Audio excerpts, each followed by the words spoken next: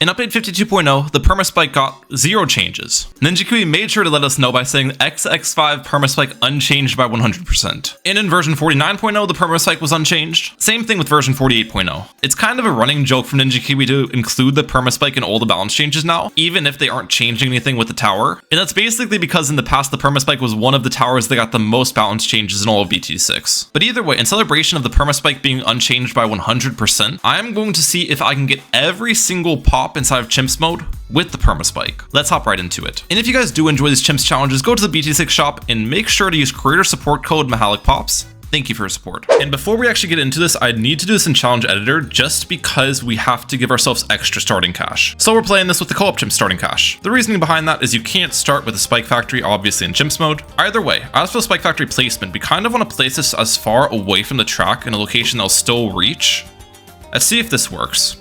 It barely doesn't. Okay, now we got a spot that works. And the reason why I want to place this as far away is because I'll be buffing the Spike Factory with stuff like an Alch buff, maybe an Abyssal Warrior for extra Pierce. And if I'm buying those buffs later, I don't want them to be able to reach the balloons at any point. So the farther away I place the Spike Factory from the track, the more wiggle room I have with those placements. But yeah, it looks like the Spike Factory can start here. It is actually going to get overrun on round 9 though. Thankfully for me, I do have enough money to buy smart spikes, but I think instead I'm actually gonna go faster production. There we go.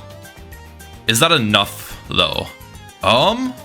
It's actually really close. Oh my gosh, it's not enough. Then we'll try smart spikes, and we can actually target it with smart spikes a little bit farther back as well. But the nice part about buying this upgrade is it gives the Spike Factory 4 times production speed at the very start of the round, and then on top of that makes your spikes targetable, which you already saw. Does this make the difference?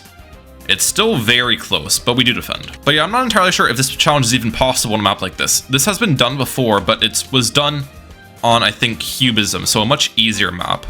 And looks like round 10, I barely get overrun. Oh my gosh. Let's add a glue gunner then. If we can slow those blue balloons at the back of the group, that should give us enough time for the Spike Factory to clean up. All right, let's see.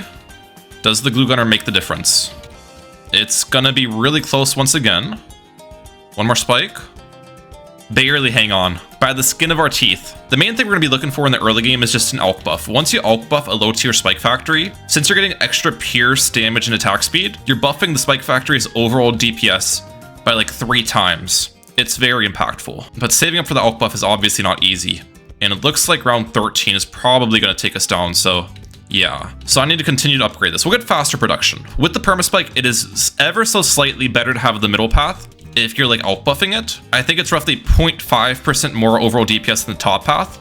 But the thing is, the middle path is worse in the early game. So if I can't end up making it through the early game, we might have to switch for the top path. But we did defend the last round, and that's by even faster production as well. I could have tried saving up straight for long life, but I don't really think that will help us out much at all. It doesn't really increase the damage output. It just makes the spikes last longer and carry over rounds. Round 16 though. Wait a second, that was actually really close. Oh, in round 18, that's a lot of green balloons. The spike pile is still barely hanging on. Oh my gosh. How much does the Alch buff cost in total? It's like 1,500 and then another 500. Okay. I think it's roughly like 2,700 in total price. That's what I really need right now, and round 21's actually gonna get me. Yeah.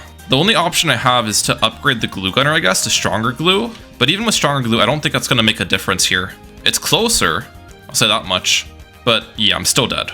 Okay, let's go back in time and try changing the Spike Factory upgrade into bigger stacks. As I said earlier, this upgrade is much better in the early game than the middle path because you double your overall damage output when the middle path doesn't even double the production speed. And then on top of that, it's actually cheaper than buying the 2 middle path upgrades as well. The only problem is it looks like I'm probably gonna die before I afford this. Yeah. How about we go back even farther then? And then instead of buying bigger globs on this glue gunner, we just leave it as an unupgraded glue. Okay, I think that worked. Saving the $100 here allows me to afford bigger stacks earlier into round 13. And now with the double damage output, I should be able to hang on. And it looks to be the case. We're definitely hanging on better than the middle path Spike Factory did. Wait a second. It's really close. Yep. I'm telling you guys, bigger stack Spike is goated. And I think we have done it, ladies and gentlemen. If we beat round 25 here, I can now get what we've been waiting for. That being the Alch buff. It's perfect I afford it on round 27 because this round would absolutely kick my butt without an Alch buff. There is just an insane amount of balloons, as you can see here. Even with the Alch buff. Wait a second. Wow.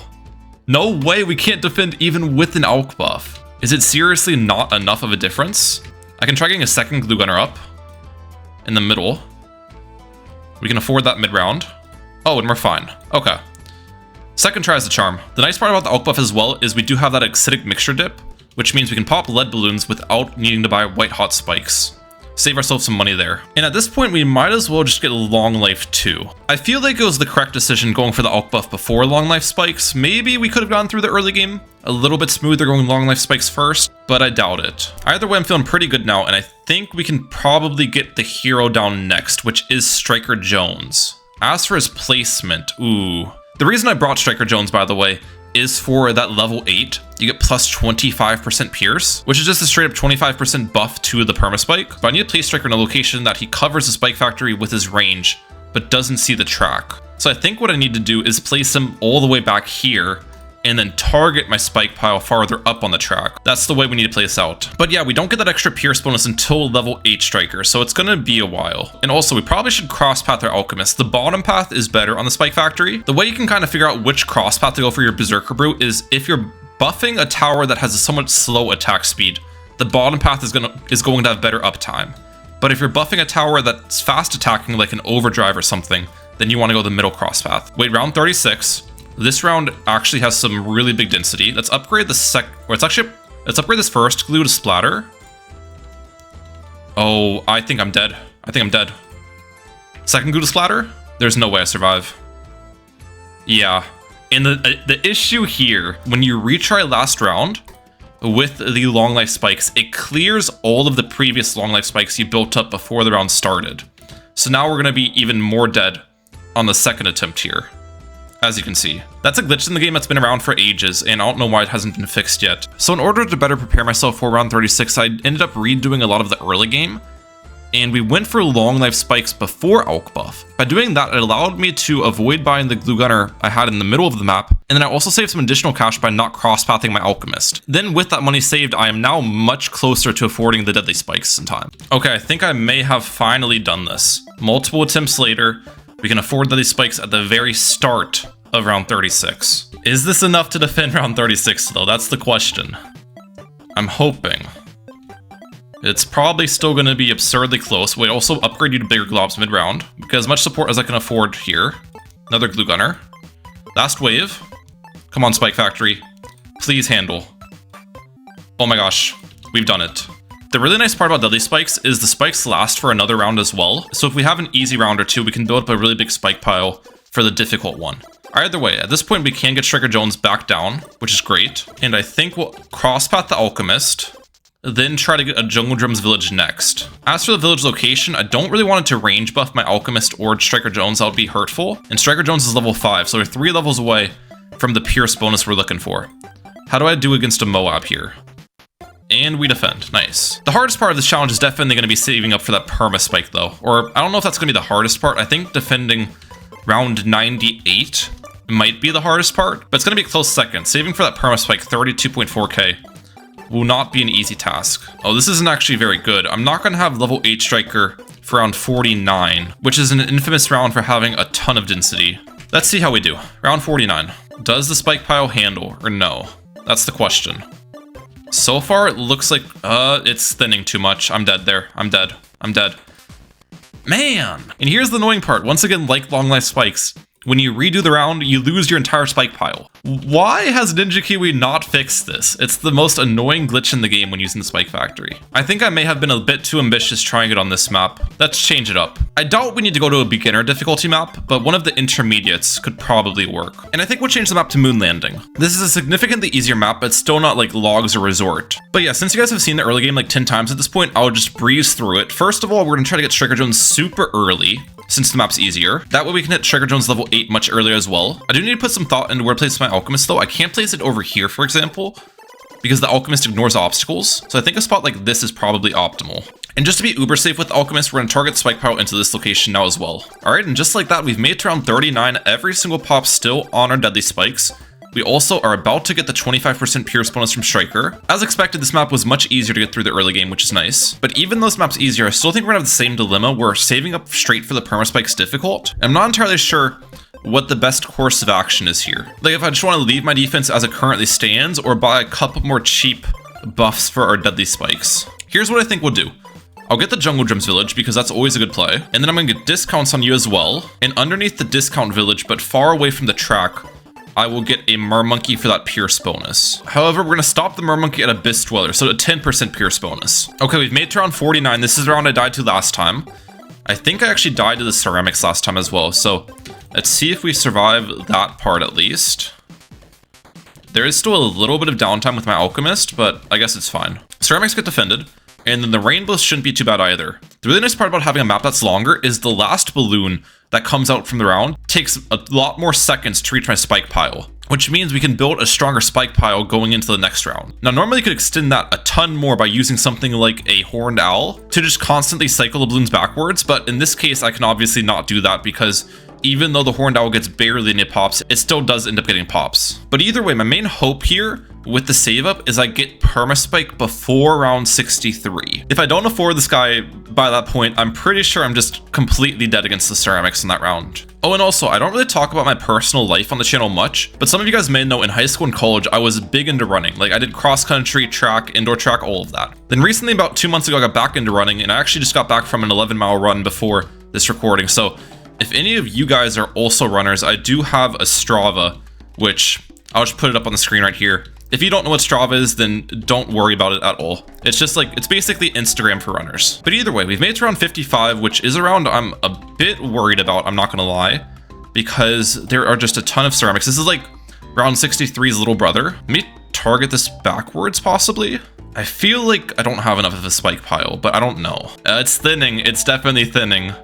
I might be in trouble here. Please hang on. No, no spike pile. I'm dead. I'm dead. Man, that's rough. I have one idea of something I can do. Let's go back in time. And what I'll do instead is not buy discounts on the village, not buy the Abyss Dweller, but go for a stronger stimulant. Not sure if the stronger stimulant buff is more impactful than the 10% Abyss Dweller buff. I think it probably is for the deadly spikes, but for the Perma-Spike, having that 10% buff is more impactful. All right, take 2 at this round. I'm really hoping we'll be okay. Oh, you can see some of the spikes are actually despawning as well. I wonder if I targeted spikes like here, for example, I could have them get eaten up from this round before they despawn. I might need to start doing some actual thinking with my spike factory targeting to avoid that from occurring. Either way, does it handle? That's the question. I think I'm already doing better than last time. Okay. Couple ceramics remaining. Let's target this backwards. Oh my gosh, we did it. Stronger stimulant was a much better play. And it probably was similar price to the discounts plus the Abyss Dweller as well. But if we can defend round 55, I might honestly be fine until round 63. I don't know if there's other rounds that have that level of density. Okay, round 59 is going down. This round's not too bad. We're gonna have a BFB to deal with next round. And I think if we defend the BFB, I will officially have that Perma-Spike. I guess we can get a little bit of damage into BFB early with those. It's probably best I don't pop the layer early though, because the BFB is slower than if I were to pop it into mobs and ceramics, you know what I'm saying? So by avoiding popping it completely, I'm giving my spike pile more time to build a strong pile. Let's see. Here we go. And we're fine. That actually was not very close. Okay, wait a second. I'm actually gonna target you here. Yes, just to make the money fast, and then I can get Perma-Spike earlier. Oh, it targeted back because it was reliant on the Alch buff for that targeting. Come on. There we go. Perma-Spike. Target back. We're fine. We've done it. Well, we haven't done the challenge, but we've done the save up for the Perma-Spike, which is a big step in completing the challenge. And I still have 0 pops on the Alchemist and Striker Jones. Those are the only things I really need to watch out about stealing pops for at the moment. And the really nice part about the Perma-Spike is you can finally like redo the rounds, and the Perma-Spikes don't despawn. That's only something that occurs with the tier 3 and tier 4 spike factory. So I'm quite happy about that. Either way, let's get discounts on this once again, as I did last time, and let's see if we can defend round 63. Probably put the glues on strong. I mean, gluing the ceramics probably doesn't make much of a difference anyways. Right now it's looking like I'm fine. That's wave 2 going in. And wave 3 is not a problem either. Yeah, if I didn't have Perma-Spike at this point, there's no way I would be defending round 63. Okay, let's get that Mermonkey back in here though. which I think just right about here. Does that reach? It does. And then I'll be working to build this into an Abyssal Warrior for plus 20% Pierce bonus. Lord of the Abyss will probably not be worth it, even though it's plus 40%.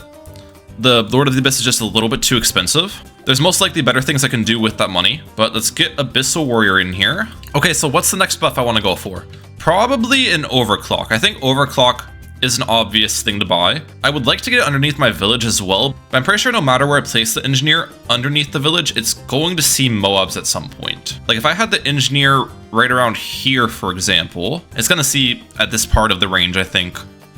And if it doesn't see Moabs, then we'll definitely see like BFBs or ZOMGs. I've got an idea. Let's go for a second village before we get the engineer down. And I'll place my engineer in this location, get it into cleansing foam. Yeah, with this spot, you can see like where the range gets cut off. So that basically means I just need to have my Perma-Spike targeted in front of that range cutoff. This village will also have a purpose later. I think we'll probably work to build this into a Cold Arms or Homeland defense, which those upgrades are extremely good on the Perma-Spike because, as you guys know, giving Pierce to the Spike Factory is the same thing as giving damage. So Homeland defense is basically just 4 times strength on my Perma-Spike for 20 seconds when it's active. Okay, next round is round 75, one of the hardest rounds in Chimps. I think what we're gonna do in prep for it is put a couple spikes towards the front of the map just to clip the BFBs and whatnot. This round has, I think, 7 BFBs.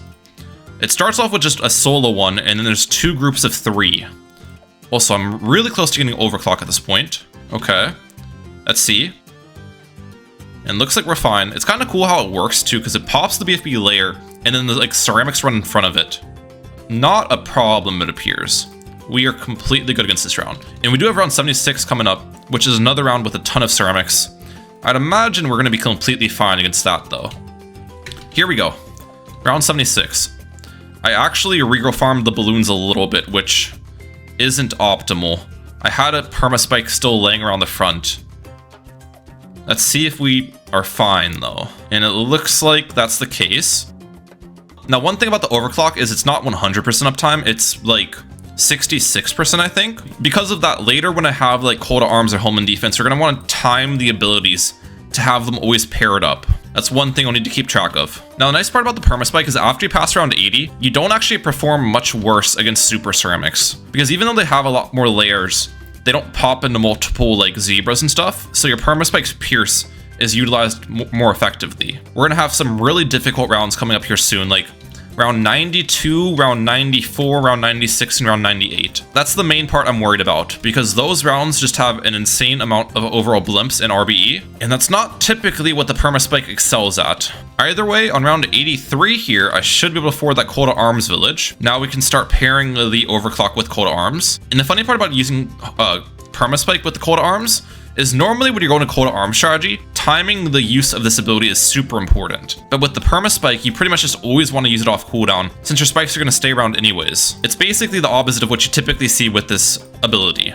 Alright guys, we're at about 20k saved up, and I think we are going to try to save straight for the Homeland defense. I don't know if we'll actually achieve it, but Homeland defense is like much better than the Cold Arms, especially on the Perma-Spike. So I think it will be needed as we get into the 90s. Got some DTs to deal with, which are really easy for this tower to defend. Spike Factory is certainly one of the best DDT defenders in the entire game. Okay, and here's the first dense round to deal with, round 92. Let's pair up the Cold Arms and Overclock here. Target a couple spikes to deal with these ZOMGs. I don't entirely want to pop every single ZOMG down. If we can just have like one remaining to stall out the round, that would be ideal. Is that enough pile to deal with the Moabs, by the way? It looks like it is. Okay, let's target this back over here now. 3 ZOMGs. Pop them. Does it handle? Oh my gosh.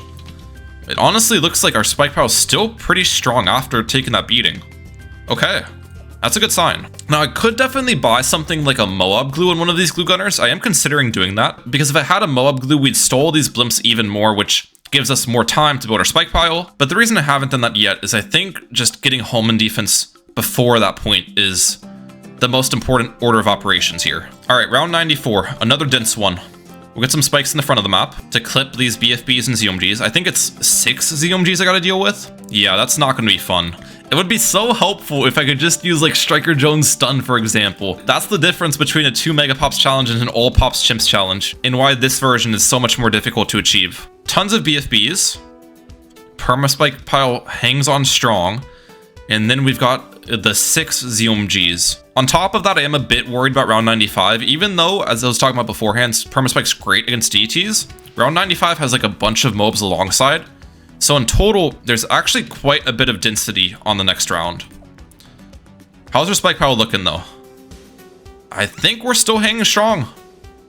Yeah. Are we gonna handle this? I'm like 5k away from Homeland defense too. Last BFBs? We're good. Pretty sure we'll be affording Homeland, by the way, mid-round 96. So be careful about that. We got some spikes in the front at the start of this round. That'll pop the initial blimps. Actually, I might have done too many spikes at the front. We do want to leave a blimp or two at the very end of this round just to stall it. Okay, no, we're fine. That worked out. Come on. Overclock? Wait, do I use Call to Arms here? That's the question. Because when you buy Homeland defense, it does not reset the cooldown. So in theory, I could wait to use Call to Arms until I have money for Homeland and then use a Homeland immediately. But I don't think I'm close enough to the money that it makes sense for me just to use Call to Arms again. I'm not sure if that's the correct play, but it's what I'll do. Also, are we even handling? Wait a second. This is the thinnest I've seen the pile. It's actually very thin. I'm dead. No way. I'm so close as well to getting that Homeland defense. That's the most frustrating part. Okay, here's what I'll do. Let's go back in time to round 93. And then from this round forward, I'm going to have a Moab glue on you. And this is just going to allow me to get a little bit of a stronger spike power going into round 95 because the Moab glue is obviously going to slow down these blimps. Let's see if the Moab glue makes the difference. I am now farther away from that Homeland defense, unfortunately. But I definitely think I have a stronger spike pile. Here we go. This is the part that gets you. When there's just a bunch of fortified Moabs entering the pile one at a time. Can it hold the line? Please. I think I'm okay. Yes, the one glue gunner has made the difference. Okay. And I'm still 3k off. That's going to be a little bit rough. I think we'll target some spikes in the front. We want to pop a lot of the blimps early. That way I make money faster and can get that Homeland defense faster. The nice part about this round as well is the ZOMGs don't come out till the very end. And that's the main threat. We can make money before we have to deal with those ZOMGs. I need a little bit more cash. Can I get it in time before I have to use this Call to Arms ability? Let's see. I should have targeted a couple more spikes in the front. No, I'm like $200 off. I think it's okay to retry this round then. All right, started a couple more spikes in the front than I did last time. Okay, here we go. This is the part that matters. I'm spamming the upgrade. I'm spamming it. Please. Got it? Yes, I survived it. Oh my gosh, Homeland defense has been purchased. I can't tell you guys how massive of a buy that is for me. Now it's pretty much Operation Beat round 98. I think we'll be fine against round 96, but I need to build as big of a spike pile as possible before round 98 hits. Let's get our second Homeland defense ability off. Still 0 pops and everything, by the way. Looks like I'm handling this BFBs fine. Overclock. Again, I'm going to wait a second to overclock just so I have it more paired up. Yeah, there we go. Another Homeland. And ideally, I get the second glue into Moab glue on round 97. Just so I can stall out round 97 more. By the way, do we defend these ZOMGs? Maybe I should have been worrying about this a little bit, but I feel like with Homeland defense, I'll be fine. Actually, maybe not. That's thinning a lot. Homeland, again? I'm spamming it. No, we're good. We're good, right? Yeah, we're fine. I've got 6k to work with. Okay. Moab glue on you. Maybe pop the first ZOMG a little bit quicker. I put a couple spikes in the front, or at least get some damage against the first one. That's probably not enough to pop it. Oh no, my Moab glue location's bad. Wait a second. Let me redo this round. Yeah, let's get the Moab glue like right about here. This is gonna be a much better spot that can actually hit the blimps while they're inside of the crater. Take 2 at round 97. This time we put enough spikes in the front to kill one of those ZOMGs down, which is fine. We just need to have one remaining so I can stall out the round more. Here's what I'm gonna do though. We're gonna start targeting a couple spikes in the front towards the end of round 97. This way these spikes can be used up at the start of round 98. I'll make a little bit of cash at the start of round 98 as well. And then we can hopefully build another Moab glue or something. I don't know. I really don't know what I'll do with the extra cash I build, but something helpful. Here we go, round 98, the round we've all been waiting for. The round that makes or breaks this run. Can we do it? As for our next Moab glue, I think, like right around here maybe? Somewhere that can hit inside the crater as I was saying beforehand. Or I could have it farther in the back as well, I don't know. Overclock Homeland. Yeah, it's probably best to have my last mob loot in like this location. The only thing is I don't even know if I'll be able to afford it before like it'll be helpful. All right, pop these BFBs down, please. 3890 is the amount I need. Another homeland defense. Yes. The overclock and homeland are synced up right now, which is really good. I'm spamming it. I'm spamming it. I'm spamming it. There we go. Got it. That's big. That'll give me a little bit more time before the ZOMGs come and hit my pile. I think it's 6 ZOMGs to deal with. I'm not sure if we have enough of a spike pile to eat that. Another homeland defense cycle. Oh, man. Oh, wait. We're clipping them early. Wait, that's not good. Wait, we didn't clip all the ZOMGs down, though. Oh, we did. I could have probably targeted these spikes slightly farther back and not pop them down as quickly. I still think we have a decent strength pile, though. Maybe? Maybe we're okay? Possibly? Oh my gosh. We defended round 98. I was not expecting that to happen the first try. Okay. What to do next? Probably get a camo village here. Homeland defense again. Just don't die against the DTs. The BAD on round 100 actually should be pretty dang easy. The Perma-Spike with this amount of buffs can just insta-kill the BAD. And I'll have so much time to build a pile as well since it's slow. If we just defend these mobs, which are actually becoming a little bit of a problem. I can see the spike pile thinning. No, we're fine. Every single pop in CHIMPS mode on the Perma-Spike. That's what we're currently sitting at. 0 pops on the Engineer, 0 on the Alchemist, 0 on the Mermonkey, 0 on Striker Jones. And here we go. Pop the layer pretty quickly. Popping all the insides. And as I expected, this round was no issue for the Perma-Spike. Yes, we have done it. Let's go. Okay, it doesn't look like every pop is done because when you're using the time machine mod, it overestimates the total damage. But if we go to review map, you can see every single pop is on the Perma-Spike. Yeah, that was a pretty fun challenge. I hope you guys did enjoy. And if you did, please hit the like button and subscribe. It really makes a big difference. I'm like out. Peace. Have a good one, y'all.